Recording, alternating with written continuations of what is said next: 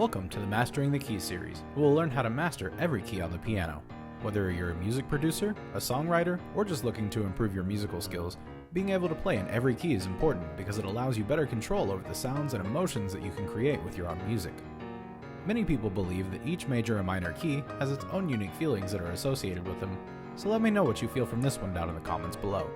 Now, the last minor key that we looked at was B flat minor, so we're going to travel down our circle of fifths to our very last stop on our flat side of the circle at E flat minor. And before we go on, technically I know there's also A flat minor that comes after E flat minor, but almost nobody uses that key to write with. Even when you Google it, you cannot really find a whole lot of results. So we're just not going to talk about it. So now back to a key that people actually do like to write in. Let's take a look at the key signature for E flat minor. It's the relative minor key to G flat major. This means that the two keys share the same key signature. Like in G flat major, this key will have 6 flats in the key signature. By following our order of flats, we know that the first 5 flats are B flat, E flat, A flat, D flat, and G flat. And now we'll get the next flat in the series, C flat. C flat is the same note as B on the piano.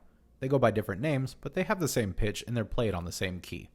And for my music theory fans, when a note goes by 2 different names but it has the same pitch, that note is called enharmonic. So let's talk about the notes that make up our key. Since the key is E flat minor, the root note of our scale will also be E flat. To find the notes in our minor scale, we'll start on our root note and use the minor scale step pattern of whole step, half step, whole step, whole step, half step, whole step, and whole step. Following this pattern gives us the notes E flat, F, G flat, A flat, B flat, C flat, D flat, and back to E flat. And now we can hop over to the piano to talk about how to play the E flat minor scale. We'll use the same fingering here as we did for the E flat major scale. So to start off with our right hand, we'll take finger number 3, your middle finger, and place it on E flat. So we'll play E flat with 3, then shift your hand up to play F with finger 1, then G flat with 2, A flat with 3, and B flat with 4. Then shift your hand again to play C flat with finger 1, D flat with 2, and then land on E flat with finger 3. Then head back down to D flat with 2 and play C flat with 1. Then we'll shift down playing B flat with 4, A flat with 3, G flat with 2, and F with finger 1, then shift down one more time, landing home on E flat with finger 3. Again, those finger numbers are 3, shift, 1, 2, 3, 4, shift, 1, 2, 3. Then back down on 2, 1, shift, 4, 3, 2, 1, shift, 3. Now practice that scale pattern slowly until you can do it at least 3 times in a row without making a mistake, and then you can work on slowly speeding it up. Once you feel comfortable with that, we can move on to the left hand. We'll start by placing finger number 2, your pointer finger, on E flat, and we'll play E flat with 2, then F with finger 1, and now shift up to play G flat with 4, A flat with 3, B flat with 2, and C flat with 1. Now shift up again, playing D flat with finger 3, and then land on E flat with finger 2. Now we'll head back down to D flat with finger 3, then shift down playing C flat with finger 1, B flat with 2, A flat with 3, G flat with 4, and now shift down playing F with finger 1, and finally land home on E flat with finger 2. Again, those finger numbers are 2, 1, shift, 4, 3, 2, 1, shift, 3, 2. Then back down on 3, shift, 1, 2, 3, 4, shift, 1, 2. Now be sure and practice those shifts slowly and methodically so you can do them without having to look at your hands every time they shift positions. Now once you can play that left hand without mistakes, we'll try putting both hands together. So let's set up our hands with the left hand finger number 2 on E flat and the right hand finger number 3 on E flat. So we'll play E flat, then the right hand shifts up to F, then the left hand shifts up to G flat, then play A flat, then play B flat. Now the right hand will shift up to C flat, the left hand shifts up to D flat, and finally land on E flat. Now we'll head back down to D flat, then the left hand shifts down to C flat, the right hand shifts down to B flat, then we'll play A flat, then G flat. Now the left hand shifts down to F, and the right hand shifts down to land home on E flat. Now let's run that scale again, but a little bit slower. We'll play E flat, F, G flat, A flat, B flat, C flat, D flat, and E flat. Then back down on D flat, C flat, B flat, A flat, G flat, F, and then land home on E flat. If you're following along on your own piano with this video, great work on that scale. Once you feel comfortable with that, we can move on to the arpeggios.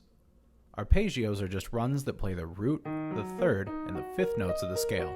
In the key of E flat minor, these notes are E flat, G flat, and B flat.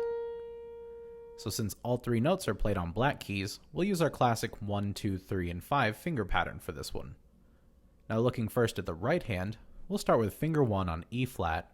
We'll play E flat with 1, G flat with 2, and B flat with 3. Then shift your hand up to play the next E flat with 1, then D flat with 2, and E flat with 3. Then we'll reach our pinky up there to play E flat with finger 5. Then head back down playing B flat with 3, G flat with 2, and E flat with 1. Then shift your hand down playing the next B flat with 3, G flat with 2, and land on E flat with finger 1. Again, those arpeggio finger numbers for the right hand are 1, 2, 3, shift, 1, 2, 3, 5. Back down on 3, 2, 1, shift, 3, 2, 1. Now looking at the left hand, it plays the same notes, but it uses a different fingering. So we'll start by placing finger 5 on E flat, and we'll play E flat, then G flat with 3, B flat with 2, and then the next E flat up with finger 1. Then shift your hand up playing the next G flat with finger 3, B flat with 2, and then play E flat with 1. Then we'll head back down playing B flat with 2, G flat with 3, and then shift your hand down playing E flat with 1, B flat with 2, G flat with 3, and then land home on E flat with finger 5. Again, those finger numbers are 5, 3, 2, 1, shift, 3, 2, 1. Back down on 2, 3, shift, 1, 2, 3, 5. Now we can practice each hand separately very slowly until you stop making mistakes, then try putting them together. Playing both hands together looks like this.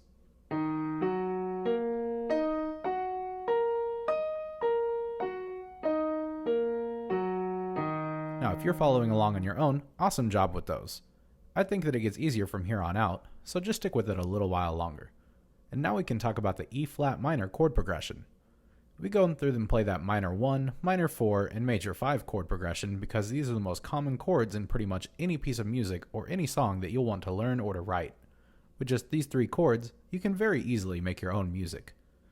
In a minor key, the 1 chord and the 4 chords have a minor quality, so you'll see that lowercase Roman numeral under them to demonstrate this. Even though we're in a minor key, we're still going to use a major 5 chord, even though that third interval of the 5 chord is not actually in the minor key signature. Typically when we play in a minor key, we'll play a major 5 chord instead of a minor 5 chord.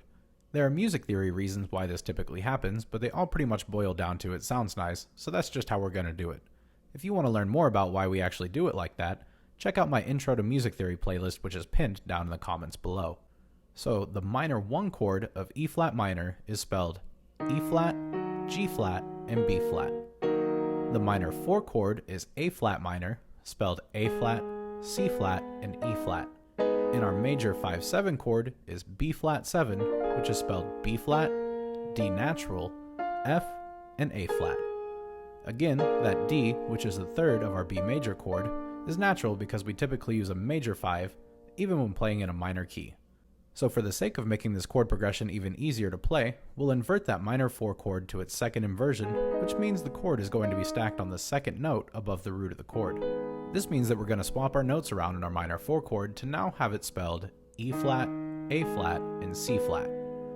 Then we're going to invert our 5-7 chord to its first inversion, meaning that we're going to stack it on the first note above the root of the chord, We're also going to eliminate that fifth interval of the chord to leave us with a triad, and that's going to give us the notes D natural, A flat, and B flat. So looking at our chord progression, we play this by playing minor 1, minor 4, back to minor 1, 5, 7, and then minor 1. So we'll play that E flat minor chord in its root position, then we'll go up to that minor 4 chord, A flat minor in its second inversion, which is spelled E flat, A flat, and C flat. Then we'll go back to our E flat minor. And now we'll go up and play our B flat 7 chord in its first inversion, but without the fifth of the chord, giving us the notes D natural, A flat, and B flat. And finally, we'll go back and end on that E flat minor chord in its root position. Playing the whole chord progression back to back looks like this.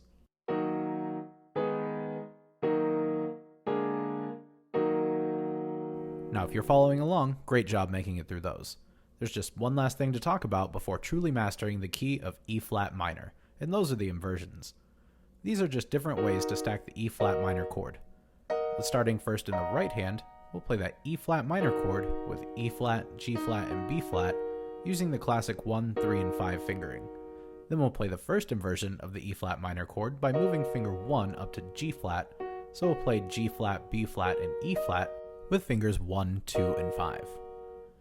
Then we'll move up to play the second inversion with finger 1 on B flat, and we'll play B flat, E flat, and G flat with fingers 1, 3, and 5. And finally play that E flat minor chord in its root position but an octave up with fingers 1, 3, and 5. Moving now to the left hand, the notes will be the same but we'll use different fingers. We play that E flat minor chord in its root position with fingers 5, 3, and 1 on E flat, G flat, and B flat.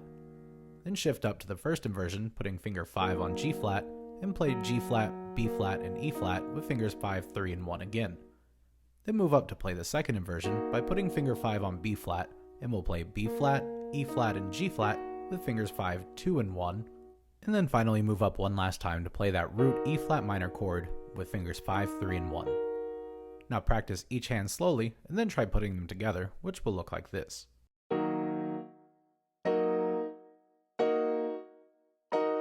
Now, great job making it through those. Like all the other parts of this process, be sure to go slow before you try to grow. I feel that the hardest part of learning the piano is giving yourself the grace that you need to allow yourself to be purposefully bad at something when you're first learning how to do it. It's always alright if you don't nail something on the first try, and very few people ever do.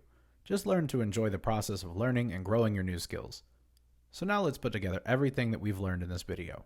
We'll do the scale, the arpeggio, the chords, and then the inversions.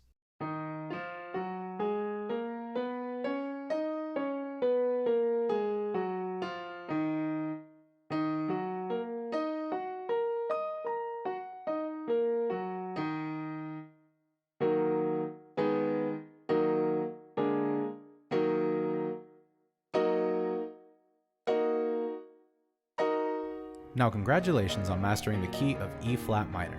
It's a very versatile key, and if used correctly, it's a super powerful tool to keep in your musical arsenal. If you found this video helpful, please help out the channel by giving this video a like, and subscribe if you aren't already. Let me know down in the comments below what else you would like to see me make videos on. Now thanks for watching, and be sure to stay tuned for our next video.